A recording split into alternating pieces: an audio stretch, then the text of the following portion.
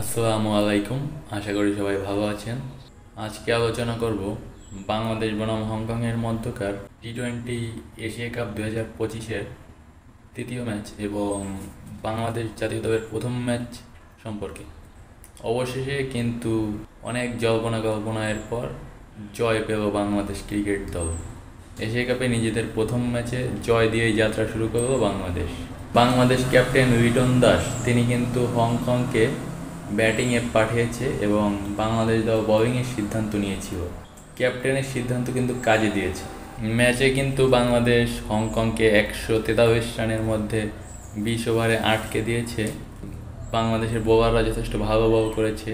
Taskin Ahmed 2 wicket নিয়েছে, Tanzim Shakib 2 wicket নিয়েছে, পাশাপাশি রিশাদ হোসেন কিন্তু 2 উইকেট নিয়েছে।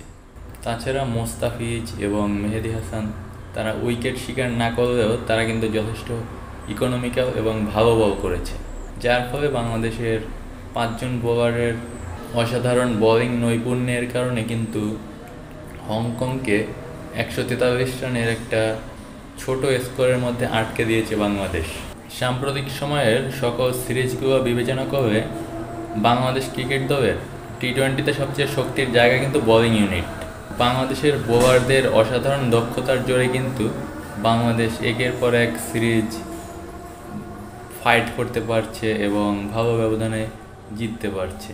যাই হোক, ম্যাচে যদি আসেন, ম্যাচের কথা বিবেচনা করলে ব্যাটিংয়ের দিকে যদি লক্ষ্য করেন তাহলে দেখতে পাবেন ওপেনিংয়ে তানজিদ তামিম এবং পারভেজ হোসেন ইমন কিন্তু পুনরায় কালকের ম্যাচেও ওপেন করতে নেমেছিল। তারা একটা ভালো শুরু করেছে বলবো না, কিন্তু তারা যতটুকু সম্ভব খেলার চেষ্টা করেছে।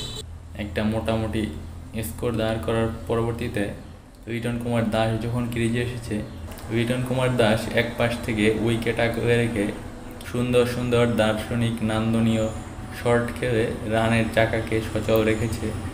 অন্যদিকে তাওহিদ হৃদয় কিন্তু যথেষ্ট ভালো সাপোর্ট দিয়েছে। যদিও তাওহিদ হৃদয়ের স্ট্রাইক রেট নিয়ে একটু প্রশ্ন থেকে যায় যে টি-20 ক্রিকেটে এত কম স্ট্রাইক রেটে ব্যাট করছে, তা আবার রান তাড়া করতে নেমে, কিন্তু দিন শেষে ম্যাচে জয়টাই বড় বিষয়, সেটা কিন্তু বাংলাদেশ দল পেয়ে গেছে। ম্যাচের শেষ মুহূর্তে লিটন দাস আউটটা না হলে হয়তো 8 উইকেটে বাংলাদেশ ম্যাচ জিততে পারত। লিটন দাসের ব্যাড ওয়ার্ক বলা যায়, যদিও তিনি যা করার ম্যাচের মাঝেই করে দিয়েছেন। ক্যাপ্টেনের থেকে অসাধারণ সিদ্ধান্ত বলুন কিংবা ব্যাট হাতে বলুন, সব দিক থেকেই সে চমৎকার খেলেছে এবং ম্যাচ শেষে কিন্তু ম্যান অফ দ্য ম্যাচও লিটন দাস হয়েছে। যাই হোক, বাংলাদেশের প্রথম ম্যাচে তারা 7 উইকেটের একটা বড় ব্যবধানে এবং 1 ওভার হাতে রেখেই কিন্তু ম্যাচ জিতেছে। এরা এশিয়া কাপের জন্য বাংলাদেশের ভালো প্রস্তুতি প্লাস ভালো শুরু বলা যায়। বাংলাদেশের পরবর্তী ম্যাচ আফগানিস্তান এবং শ্রীলঙ্কার সাথে। আশা করি এই 2 ম্যাচও বাংলাদেশ দল জয় পাবে এবং পরবর্তী রাউন্ডে উত্তীর্ণ হবে। আপাতত এ পর্যন্তই। সবাই ভালো থাকবেন। ধন্যবাদ সবাইকে।